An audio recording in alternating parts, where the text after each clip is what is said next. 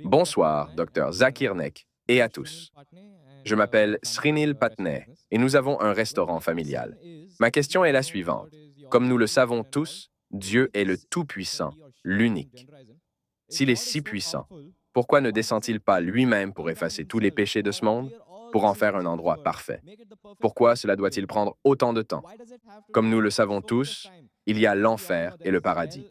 Les gens qui font de bonnes actions vont au paradis et ceux qui font de mauvaises actions vont en enfer. Il nous teste. Pourquoi faut-il à Dieu 6000 ans pour nous tester? Le frère a posé une très bonne question. Pourquoi Dieu n'est-il pas si puissant et descendre et dissiper toutes les idées fausses? Pourquoi faut-il 6000 ans ou plus pour nous tester? C'est une très bonne question. Le Coran dit que si Dieu Tout-Puissant l'avait voulu, il aurait pu faire de tout le monde des musulmans. Le Coran dit en de nombreux endroits qu'il aurait pu faire en sorte que tout le monde croie en Dieu Tout-Puissant. Mais le Coran dit, dans la sourate Mulk, chapitre 67, verset 2, que Dieu Tout-Puissant a créé la mort et la vie pour éprouver le bien et le mal de chacun. C'est comme si vous me disiez que nous sommes allés à l'école.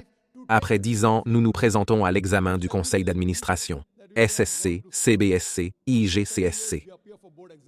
Pourquoi l'enseignant passe-t-il l'examen? Pourquoi l'enseignant ne fait-il pas passer l'examen à tout le monde?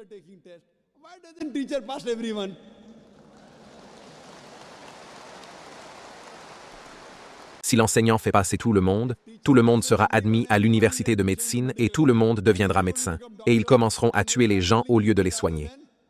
Lors de l'examen médical, vous vous demandez pourquoi notre professeur de médecine nous fait échouer? Il ne nous dit pas s'il vaut la peine de traiter un patient ou non.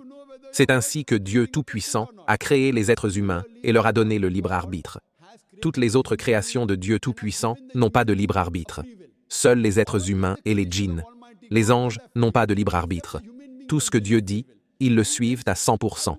Mais l'être humain est une création supérieure aux anges, après que Dieu Tout-Puissant nous a donné le libre arbitre.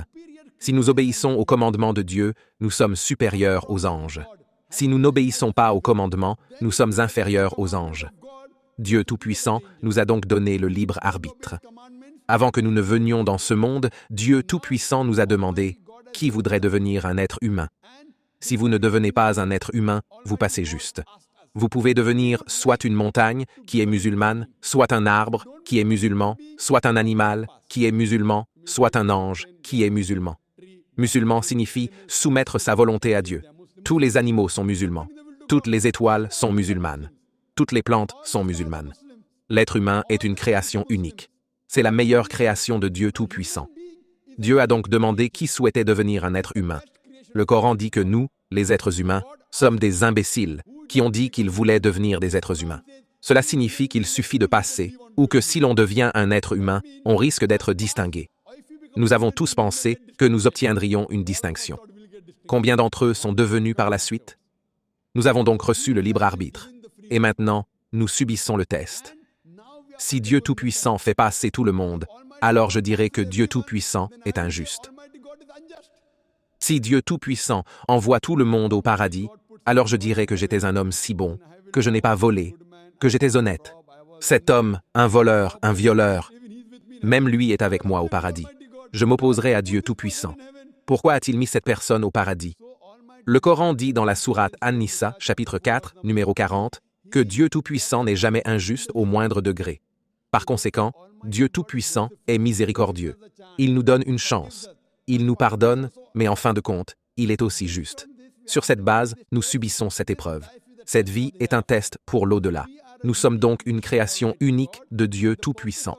Et le but de cette création, comme le dit le Coran dans la sourate Zariyat, chapitre 51, verset 56, que Dieu Tout-Puissant a créé les djinns et les êtres humains pour qu'ils l'adorent. L'adorer, c'est obéir à ses commandements. Si vous obéissez à ses commandements, nous réussissons ce test. Sinon, le Coran dit que s'il l'avait voulu, il aurait pu faire de tous les êtres humains des musulmans très facilement. Mais nous sommes une meilleure création, une création unique. Si nous lui obéissons après que le libre arbitre nous a été donné, nous sommes supérieurs. J'espère que cela répond à la question, mon frère. Merci. Thank you.